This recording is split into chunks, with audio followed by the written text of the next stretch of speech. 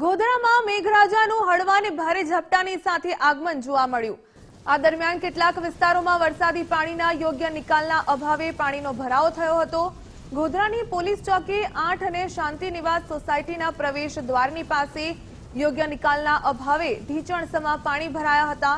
જો કે સોસાયટીના પ્રમુખ દ્વારા પાલિકાને જાણ કરવામાં આવતા હાલ હંગામી ધોરણે જેસીબી વડે પાણી નિકાલ માર્ગ બનાવવામાં આવ્યો છે।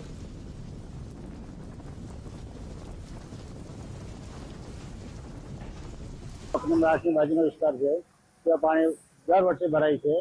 પાણી માટે નિકાલની ગટરને નાળાની યોગ્ય વ્યવસ્થા ન હોવાને કારણે પાણી ભરાતા હોય છે। આ ઉપરાંત સોસાયટીને ગટરો મંજૂર થયેલી છે, જે મંજૂર થયેલી હોવા છતાં પણ વર્ષોથી કામ થયું નથી। વારંવાર નગરપાલિકાએ પણ લેખિત જાણ કરેલી છે અને એ ગટરો પ્રોપર ન હોવાને કારણે આ નાળા નિકાલના કારણે પાણી નિકાલ થતો નથી, પાણી ભરાઈ જાય છે।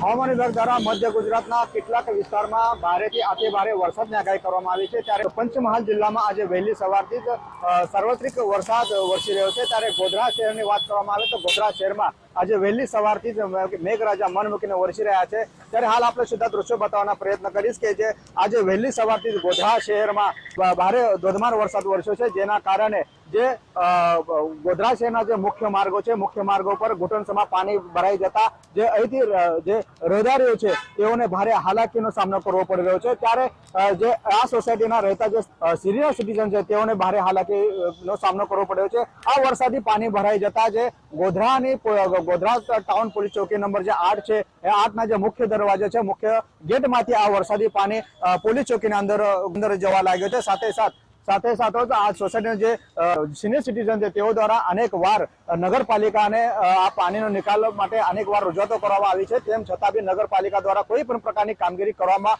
નથી આવી તેવા આક્ષેપો અહીંના સ્થાનિકો કરી રહ્યા છે। સાથે આ જે ધીમી ધારે વરસાદ છે, ધીમી ધારે વરસાદમાં જ અહીં પાણી ભરાઈ જતા હાલ જે શાકભાજી વેપારીઓ છે તેઓને બી હાલાકી ભોગવી રહી છે। ત્યારે ધોધમાર વરસાદ વરસે તો પરિસ્થિતિ વંશી રહે તેવી હાલ સિનિયર સિટીઝનોમાં ભયનો માહોલ જોવા મળ્યો છે। ત્યારે વહેલી થઈ કે આ જે વરસાદી પાણી છે, વરસાદી પાણીનો નિકાલ કરવામાં આવે તેવી હાલ અહીંના સ્થાનિકો માંગ કરી રહ્યા છે। Namdev Patil, Gujarat first news, Godhra, Panchmahal.